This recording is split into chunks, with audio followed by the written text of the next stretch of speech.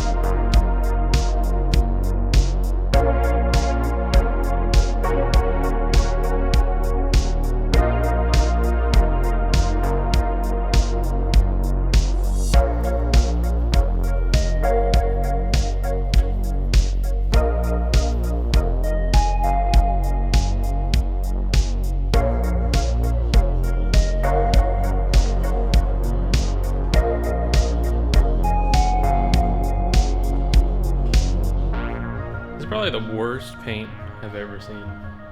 As far as like how beat up it is and how dirt stained it is, I feel like this is probably the worst one I've had, and it's gonna be a lot of work trying to get it back to like perfect. I mean, that's what we're shooting for, but you can only do so much with paint like this.